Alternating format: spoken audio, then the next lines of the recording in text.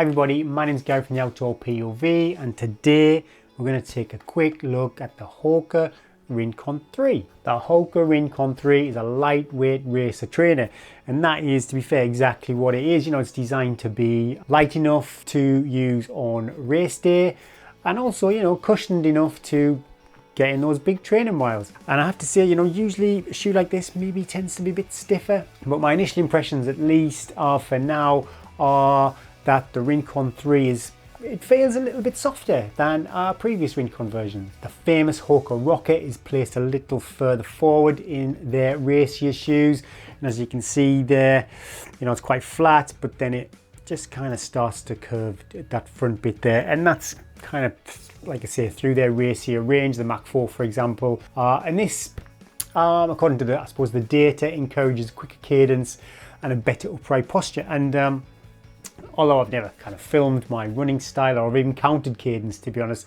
I do feel that when I'm running in these, you know, I do have quite an upright posture. I feel quite up and on my toes. Yeah, my leg speed feels kind of nippy and zippy, not sluggish. There's quite a bit of flexibility in the midsole too. And this also is supposed to encourage natural power from your feet. Common thing with Hoka is people are a bit maybe reserved because of their stack height. Talked about the Zinal trail running shoe, which is an obvious reduction in the stack height from Hoka. But yeah, the Rincon definitely does. You know, you can see there, it's quite stacked. It's such a well cushioned shoe, and it's flexible and it's lightweight. So I didn't feel it that obvious. And also, I suppose it depends where you're coming from too. I have worn a lot of Hokas over the year, many versions of the Clifton, so the stack height has never really been an issue for me. But what I do love is the weight of these shoes. Men's UK 8, 210 grams. I'm a 6.5, so I will have more benefit from a smaller foot. It's a pain in the backside sometimes buying shoes, but when it comes to popping them on the scales, small feet are good. If you're a UK based lady, a UK 5 comes in at 176 grams.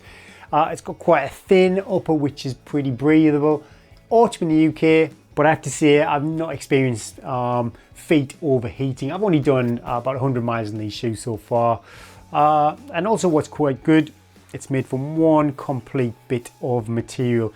There's no seams or anything to rub or cause discomfort, and yet my initial feedback is a pretty comfy shoe. Like I mentioned, this test pair has about 100 miles in them, but still, you know, it's not many miles, but not much signs of wear and tear, and the midsole still feels very springy, so that is good. You know, however, it's not a Clifton 8 for everyday training high mileage. The standard Rincon comes in a little narrow, not being a big problem for me, but if you do have wide feet and that is a concern for you, there is the wider option too. So yeah, which is a pretty good move from Hoka in my opinion, to offer kind of regular and a wider fit. So yeah, big thumbs up there. So yeah, just a super quick review. Like I say, only about 100 miles in these shoes, but so far so good. Super light, super springy, and super fast. Yeah, you know, a really naturally light, springy, quick shoe. You can use this for a session. You can warm up in that session too. You can go straight into the session with this shoe. You could also, on the weekend, Saturday and Sunday, race in it too. It's just a great all-round shoe. You know what, if you're going to buy one or two shoes, I don't think you go too far wrong having this in your locker. I hope you enjoyed this short review of the Hoka Rincon 3. My name is Gary and this channel is the Outdoor POV. If you enjoyed this video, please give it a big thumbs up. If you think somebody else might enjoy it, please give it a share. And if you'd like to see more content from the Outdoor POV, then please subscribe. Also head over to my other channel, Run to the Hills podcast. Just search in YouTube, Run to the Hills. It's a great podcast. Myself and Eddie Sutton co-host. We have such a lucky position where we get to talk to some of the best runners and trail runners and physios and nutritional experts out there.